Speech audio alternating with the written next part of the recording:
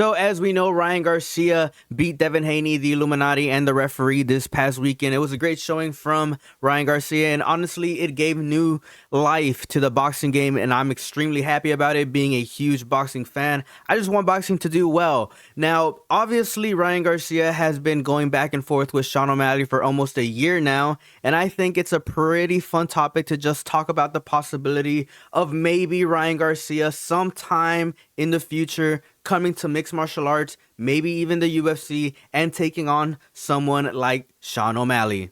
As we know, Sean O'Malley and Ryan Garcia have been going back and forth on social media for some time now. And honestly, I think that this would be a pretty interesting matchup. Ryan Garcia has said that, he wants to take on the challenge and come to mixed martial arts instead of having Sean O'Malley come to boxing, given the fact that, we've seen it before. We've seen mixed martial artists come to boxing and not do so well. Ryan Garcia thinks that he would knock out Sean O'Malley, and I'm just going to go ahead and say it. I feel like, yeah, Sean O'Malley goes to boxing. I honestly do feel like Ryan Garcia does beat him, and it has nothing to do with a recency bias or anything. That's honestly just how I feel.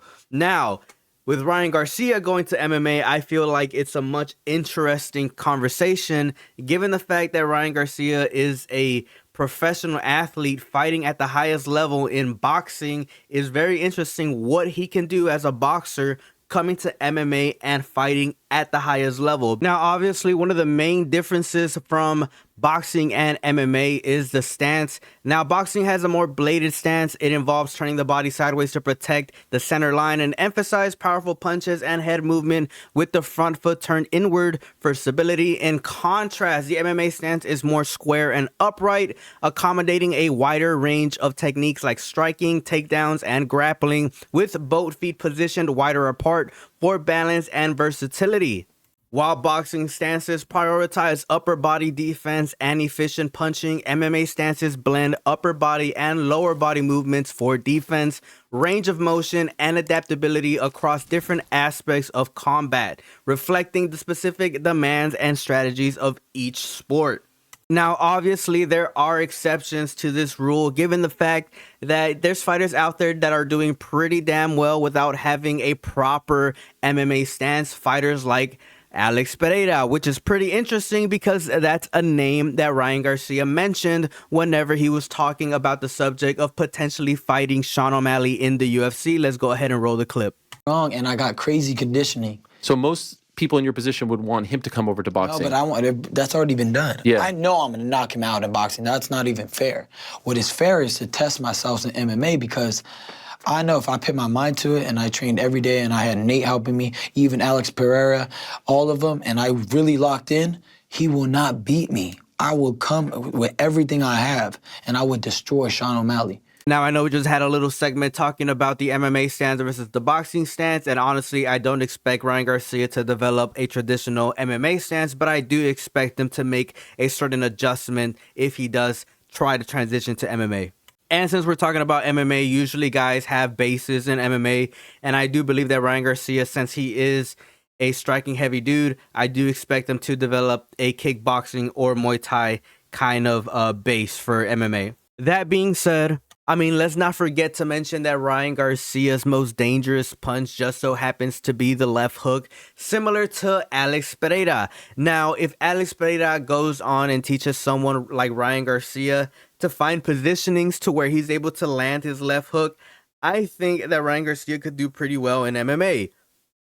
Now, I don't expect Ryan Garcia to be one of the greatest MMA fighters of all time, but I do expect him to perform pretty well, given the fact that, like I said earlier, he is a professional athlete. If he does pick up a base similar to, kickboxing or Muay Thai, obviously there are some new things that he's going to be introduced to, given the fact that kicking is now a thing, right? And the range for kicks is completely different from the range of landing punches, right? And that's something that should be definitely obvious. But not just that, also the conditionings of your shins, the conditioning of your elbows, the conditioning for landing knees, positionings for landing knees, elbows are also going to be a factor if Ryan Garcia does decide to move on to MMA as well. So the way I see it, Ryan Garcia just needs to play with his strengths. Now, let's make one thing clear. The reason why I picked Ryan Garcia to develop a kickboxing Muay Thai fighting style is given the fact that Sean O'Malley doesn't purposely look for grappling or wrestling exchanges unless he absolutely needs to, right? I feel like if Ryan Garcia goes into MMA and challenges Sean O'Malley, if that fight ever does go down, I personally think it does. I think that we're going to see a striking exchange. That's what I personally see. When have we ever seen Sean O'Malley look for a takedown or look for grappling exchanges, look for Greco positioning on the fence? We've never seen that. All we ever see from Sean O'Malley is the fact that, yes, he is a very good striker. He's a very long striker, pause, and he looks for striking exchanges. So that's why I personally do believe that Ryan Garcia could potentially do well against Sean O'Malley if he develops a kickboxing base or Muay Thai. Now, it's very important for me to point out that just because I think that Ryan Garcia does his best with the kickboxing base doesn't mean that he should completely ignore all the other aspects that involve mixed martial arts, like grappling and wrestling. Now, if those positions do happen, I feel like Ryan Garcia should definitely be developed to a point where he could defend himself and find positionings to where he can do his work. I feel like if Ryan Garcia is able to just defend himself and prevent like submissions and prevent takedowns, I think he is in a very, very good spot. And in my opinion, I feel like those are probably going to be his worst positions. I mean, even if we look at great strikers like Alex Pereira, his worst positions are obviously in wrestling and grappling exchanges. The defense is going to be completely different given the fact that Ryan Garcia cannot turn his back on a fighter like the way that he did against Devin Haney. That's just a big no-no in MMA. You do not do that. He's going to have to check kicks. He's going to have to block head kicks probably. He's going to have to probably catch some teeps. You know, he's going to have to do a whole bunch of things given the fact that MMA is obviously a completely different world from boxing. And it's just the fact that there are a lot more factors to worry about.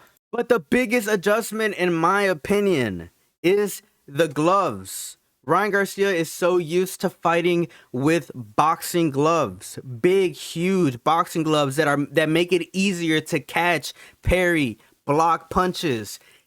There's a reason why very, very few MMA fighters even dare to freaking catch, parry, and block punches. It's the fact that it freaking hurts. It hurts like hell.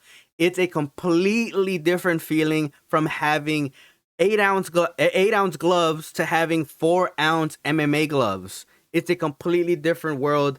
It's a completely different way of blocking and a completely different way of approaching the striking.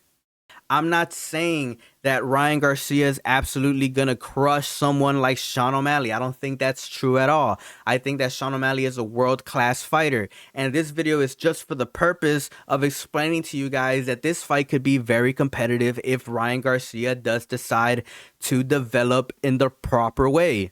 But I just wanted to go ahead and make this video because I thought it'd be pretty interesting to talk about the facts that, you know, Ryan Garcia is going to have to make some pretty huge adjustments if he ever does decide to come to MMA and challenge a world-class MMA fighter like Sean O'Malley. Let me know your thoughts down in the comment section below. As always, it was a pleasure talking to each and every single one of you guys. Peace out and have a good one.